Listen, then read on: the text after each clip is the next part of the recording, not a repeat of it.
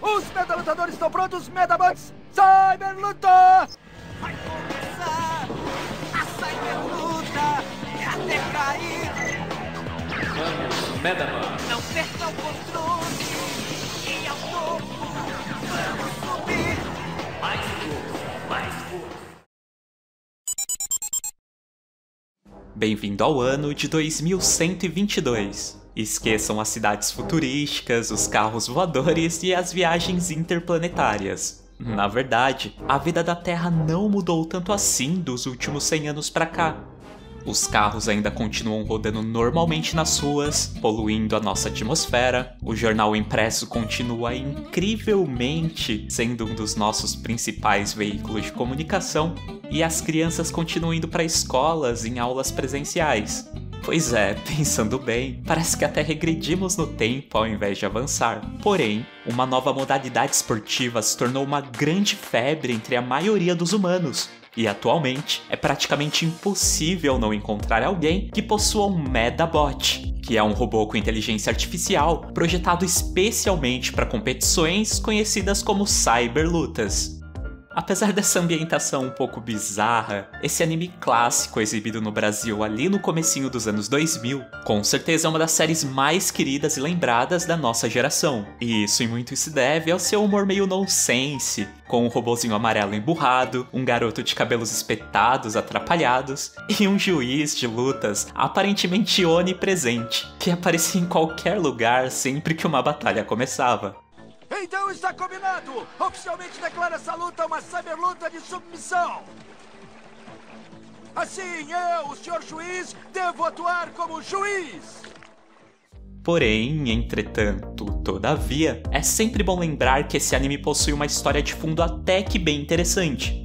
E eu nem digo nos conceitos envolvendo a montagem e criação dos Medabots, que é bem legal, por sinal, mas sim em sua mitologia, que inclui até mesmo uma civilização anterior à humana, que foi a origem da criação desses robôs. E nesse vídeo, eu deixarei de lado toda essa bobagem de comparações com outros animes de criaturinhas colecionáveis, que é o que geralmente vemos quando alguém fala sobre esse anime, para focarmos em sua história incrível, que, aliás, não se resume simplesmente ao que vimos na TV. Mas antes, eu já peço para que você deixe seu like aqui embaixo e também se inscreva no canal, caso não seja um inscrito. Dessa forma, a gente não esquece, eu de mendigar e você de curtir, caso deixemos para fazer isso depois. O meu nome é Ipo, e em nome da Federação Mundial de Medabots, eu atuarei como juiz nesse combate. Medalutadores prontos? Medabots Cyberluta!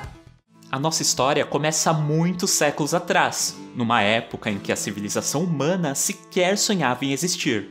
Nesse período, um povo conhecido como Medalorianos governavam o nosso planeta. Não se sabe ao certo como eram a sua sociedade ou cultura, porém, sabemos que eles eram obcecados por guerras e viviam constantemente brigando entre si.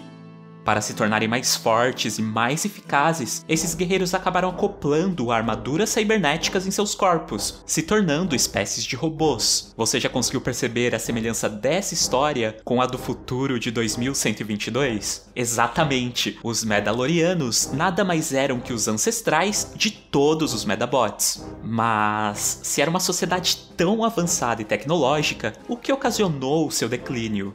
Então, as constantes guerras acabaram dizimando toda a civilização medaloriana. Porém, como eu disse, eles possuíam uma tecnologia bem avançada, e para preservar alguns resquícios de suas existências, esse povo codificou suas memórias em pequenos pedaços de metal, no formato hexagonal e de cor dourada. Exatamente, esses artefatos nada mais eram do que as famosas medalhas. Cada tipo de conhecimento de guerra que eles possuíam foi separado em um tipo diferente de medalha, totalizando 30, que são separadas de acordo com as letras e alguns símbolos do nosso alfabeto.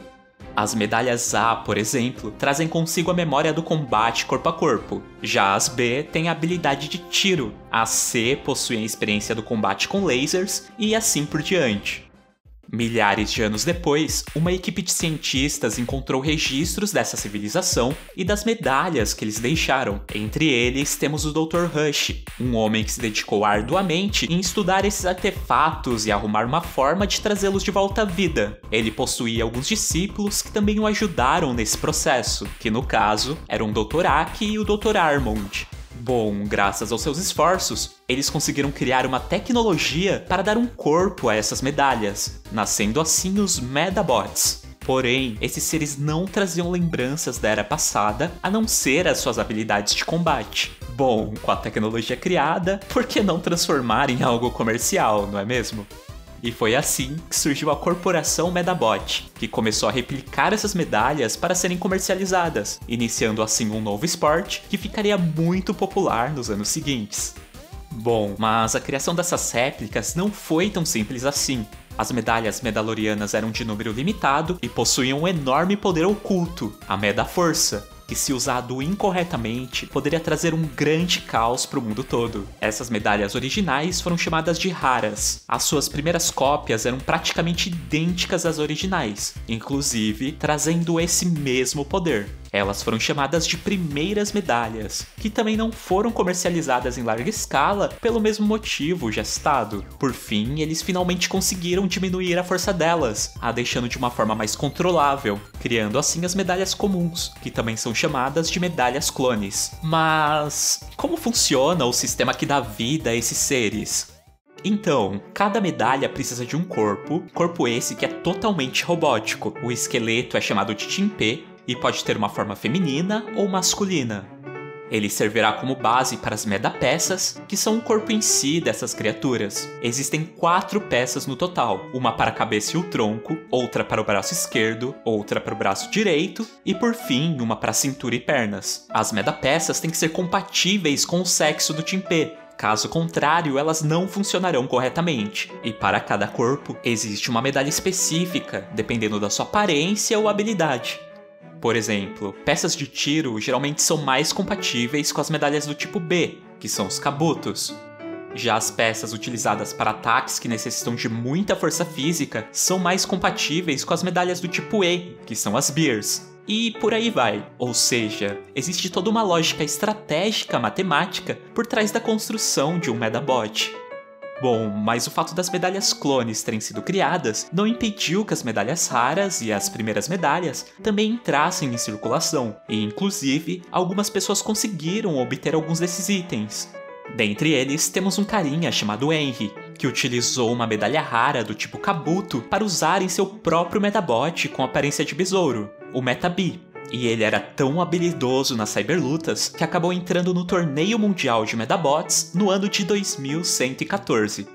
Durante a partida, a batalha se tornou tão intensa que o seu robô atingiu um poder nunca antes visto pelos cientistas que estudaram as medalhas. Isso aconteceu porque ele estava usando uma medalha rara, e essa energia liberada foi tão grande que acabou fazendo com que os Medabots do mundo todo entrassem em pane e começassem a atacar os humanos. Esse acontecimento ficou conhecido como os 10 Dias de Escuridão. Para conter o caos, o Henry tomou a difícil decisão de interromper as funções do seu Metabi, acalmando assim os demais robozinhos do mundo todo, porém, ocasionando na destruição da medalha do seu próprio parceiro. Os acontecimentos desses 10 dias de escuridão influenciaram diretamente na história do anime clássico, e algumas decisões foram tomadas pela Corporação Medabot para que isso jamais acontecesse. Primeiramente, todos os registros desse torneio foram apagados do sistema da Federação Mundial de Medabots, e uma espécie de força policial foi criada para evitar problemas envolvendo os robozinhos. Força essa que o pai do Ikki, o protagonista do anime clássico, inclusive fazia parte. A corporação também começou a confiscar as medalhas raras que estavam espalhadas pelo mundo para evitar que um novo incidente, como aquele do torneio, voltasse a acontecer. Para conseguir encontrar essas medalhas, a corporação conta com o auxílio de um homem misterioso encapuzado, conhecido como Fantasma Renegado. Encapuzado esse que a princípio parece ser o próprio Henry, daquele Metabi que descontrolou. Porém, no episódio 42 do anime, podemos ver os dois ao mesmo tempo, o que indica que possivelmente o fantasma seja uma outra pessoa. A raríssima medalha de besouro é toda minha. E aqueles bobos deixaram que escorregasse pelos dedos. Não! Não! Não! Oh. Bom, quanto ao Henry, a sua medalha conseguiu ser restaurada pela corporação e ele a utilizou em um outro Medabot, que dessa vez era um Arc-Beetle. Já os cientistas da corporação Medabot também foram impactados com os acontecimentos trágicos daqueles 10 dias terríveis. O Dr. Rush, que era o dono de um Medabot com medalha rara chamado Rokusho, acabou indo viajar para conhecer outros mundos. O Dr. A, que assumiu o comando da corporação Medabot. Já o Dr. Armond conseguiu dar vida a um Medaloriano puro, inclusive com lembranças da civilização passada. Esse ser tinha um formato de gato que era chamado de Michael. Por sua influência, o cientista acabou modificando seu próprio corpo para também virar um Medabot, inclusive mudando seu próprio nome para Dr. Metamalvado. E juntos, eles planejaram trazer de volta a civilização Medaloriana, ou seja, eliminar os humanos e deixar apenas os Medabots. Para fazer isso, ele precisava utilizar o poder das medalhas raras. Por isso, ele reuniu um grupo de vilões, conhecidos como a Gangue dos Robôs de Borracha, para roubar medalhas até encontrarem a que eles precisavam. Para tirar o seu antigo amigo, o Dr. Aki, do caminho, eles decidiram alterar as memórias do Rokusho para que ele fizesse o trabalho sujo de eliminá-lo. A memória falsa era de que o Dr. Rush tinha sido assassinado pelo Aki. Bom, a história do anime começa quando o fantasma renegado estava levando mais uma medalha rara para a corporação. Porém, por descuido, acaba deixando cair dentro de um rio. Um garoto de 10 anos de idade chamado Ikki, que sempre quis ter um Medabot, mas nunca teve dinheiro suficiente para comprar, acaba encontrando e a utiliza em um Metabee, um diferente daquele que o Henry tinha, que nessa época já era um robô de um modelo bem ultrapassado, portanto, muito barato. Todo o desenrolar da trama gira em torno do Ikki e em como ele consegue pontos de vitórias em cyberlutas, o suficiente para entrar no torneio mundial, que acaba sendo o arco final da série clássica. O interessante é que todo esse desenvolvimento gira em torno daqueles 10 dias de escuridão, e não apenas nas peças que movimentam a história, mas também na motivação de alguns personagens chaves que vão aparecendo durante os episódios. Por exemplo, o Victor, um dos vilões que aparecem durante o torneio mundial de cyberlutas que o Ikki participou. Sua aldeia havia sido devastada pelos ataques dos Medabots quando ele era pequeno, e por isso guardava um enorme rancor por essas criaturas. Tratando esses robôs como meras armas de combate, ele acabou se tornando o melhor Medalutador do mundo. Mas no torneio ele trabalhou para o Dr. Metamalvado, obviamente sem saber suas reais intenções, né? Ao final, o Dr. Metamalvado tenta colocar o seu plano em ação, inclusive utilizando o Medabot gigante. Porém, ele é impedido por nossos protagonistas. O Dr. Rush volta de sua viagem espacial e diz para seu antigo discípulo que ele estava errado e que os Medabots não queriam governar a humanidade. E por fim, o leva para dar uma voltinha pelo espaço sideral, para ele ter mais o que fazer do que ficar criando planos mirabolantes. Bom, além de uma história bem amarradinha, esse primeiro arco de Medabots é muito gostosinho de assistir. Os episódios são bem leves e engraçados, com destaque para a excelente dublagem do Wendell Bezerra, que conseguiu criar uma personalidade incrível pro Metabee, que sem sombra de dúvidas, é o personagem que carrega o anime nas costas. Eu sabia que o Medabobo tava aprontando alguma. Você acha? Parece que só estão conversando, Metabee. As novelas me ensinaram uma coisa. Aqueles dois estão planejando chantagear alguém. Ou quem sabe aquele cara é, na verdade, o irmão gênio malvado do Rokusho. Ah, qual é? Os Medabots não têm irmãos. Metabee, você tá assistindo novelas! Não, que isso. Eu só assisto os comerciais, mas as novelas ficam no meio. Um segundo anime foi criado na sequência desse primeiro, trazendo também o Ikki como protagonista, porém também trazendo um novo vilão e uma nova motivação. Mas isso já é um assunto para um outro vídeo. E se você acha que Medabots foi uma série que morreu ali no começo dos anos 2000, você está totalmente enganado. Apesar de não ganhar novas séries animadas desde 2001, a franquia continua até que bem estável em se tratando de jogos, e frequentemente recebe novos títulos para os consoles ou smartphones, numa frequência quase que bienal. Inclusive, eles fizeram no começo desse ano um crossover com Digimon, numa brincadeira de 1º de abril. Nós fizemos um vídeo sobre esse momento marcante e eu vou deixar o link dele ali nos cards para você ver depois.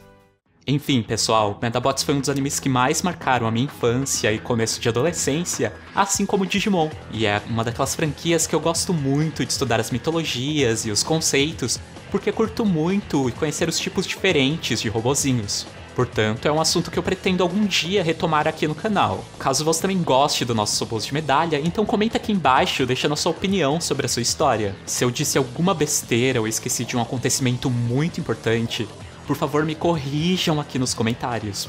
Eu agradeço a todo mundo que assistiu até aqui e a gente se fala num próximo vídeo. Até lá!